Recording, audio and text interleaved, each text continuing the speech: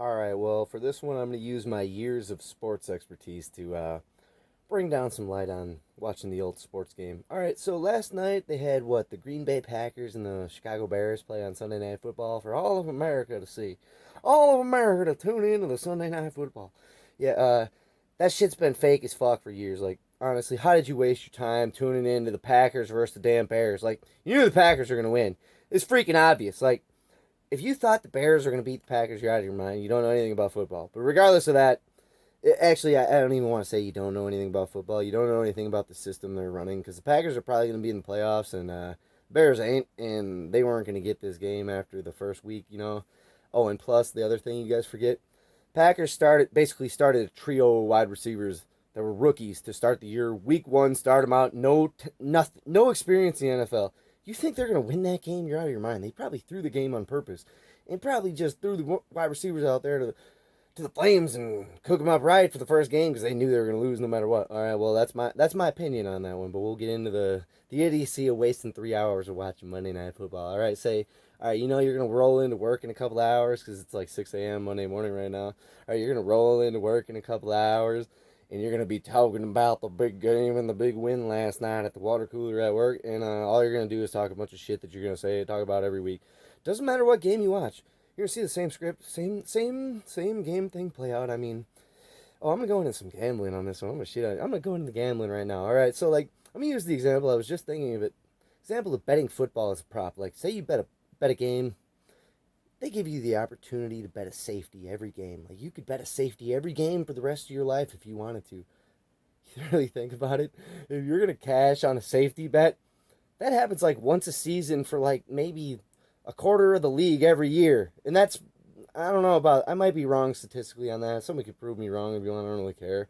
But if you bet on a safety at 8-1 odds or whatever the hell they're offering you on a bet for a safety happening, you're getting robbed. And you're getting robbed on every bet you make. You might as well just watch the game and just bet on whoever the hell you think is the dumbest possible choice to win the game, because that's usually what's going to happen. Or at least cover the spread. Or at least make it incredibly interesting getting there. But usually, at least nowadays, with the DraftKings stuff, they cover the spread like mad. They bury the hook into you with the 4.5s and 6.5s and 7.5s and 3.5s and 2.5s, even 1.5s and 2s. They be raking you on the 2s these days. When you catch a -2, you better look out, buddy. Same thing with a -4.5 and a -6.5. Well, they're all dangerous, but look out on a -2 these days. Oh, look out on a +2 too. You gotta look out on everything nowadays. Just bet the stupidest thing possible. All right, now we're getting back into the water cooler talk. All right, so when you walk out into the water cooler and you talk about the thing that happened in the game that just happened, well, it's the same thing every damn time. The refs were fucking up and messing up and doing the stupid calls, and they called too much holding, and they made too many calls, and then they didn't make enough calls, and then they called it a fair game both ways, guys. That was a fairly cold game there. Remember that Seahawks-Steelers Super Bowl a couple of years ago? A lot of y'all don't remember that. This is old school now for you. If you've seen the Seahawks-Steelers Super Bowl, you are an old school football fan. All right, no. That was a fairly called game, right, boys? Oh, yeah, I'm sure it was. I'm sure it was. Matthew Hasselbeck was not a Super Bowl winning quarterback. Yeah, that's a true statement right there. He didn't win any Super Bowls. Ben Roethlisberger won two. Ben Roethlisberger. Oh, he only won 2, did he? Or wait, did he win 2? I forget. I don't give a shit.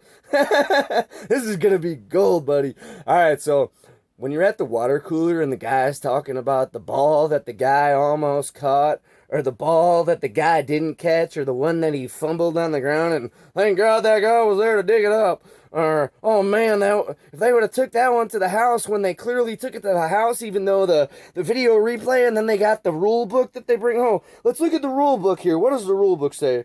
It's a fumble until the refs blow the whistle and say you can't review it again because that's the rule. That's the rules there, buddy? Oh, sweet game, man. Man, that doesn't happen often either, where we consult the rule book to say the rule book says that the rule book says that the rule book says that the rule book says. Oh, and we can interpret whatever the rule book says at any moment. Oh, that's a nice trick there, you guys. Well, I'm surprised they didn't bust you out for that one. Pretty fucking easy, but all right, so let's get back to it. So, oh man, that guy. Oh, if he would have almost had that quarterback sack, they would have turned the game around. Or, oh, if he wouldn't have dropped that ball that they threw right in his hands, and then it happens every time, 5 times a game, and he dropped it, and you wonder how it happens every game, even though it's statistically likely to happen. Not even like, well, I mean, 5, 6 drops a game, whatever it is, it's gonna happen a bunch of fucking games. And then there's gonna be games where they don't drop anything.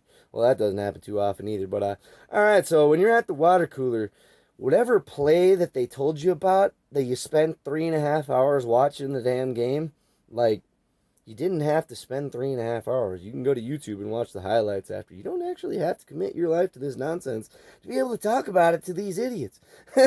Like, you can just be like, yeah, man, that guy did an awesome thing, and oh, that, man, that catch that he made, oh, I don't know how he caught that thing. It's like he's got superhuman abilities. It's like he's been training to do this for like 6 hours a day for like his whole life. Oh, man, I would have never thought he would have did that. Yeah, and then, well, I think I'm gonna end it. That was actually funnier than I thought it was gonna be, but it didn't say what I was gonna really say. I didn't really get into what I was really gonna say. We'll have to maybe work on this and write down some stuff I forgot after I do this. Remember that quarterback from the North High Huskies? Oh man, he was such a stud. Wonder why he didn't make the pros, boy. Oh wait, because it's all scripted and it's all rigged, and you gotta be on the boule and the. I won't say.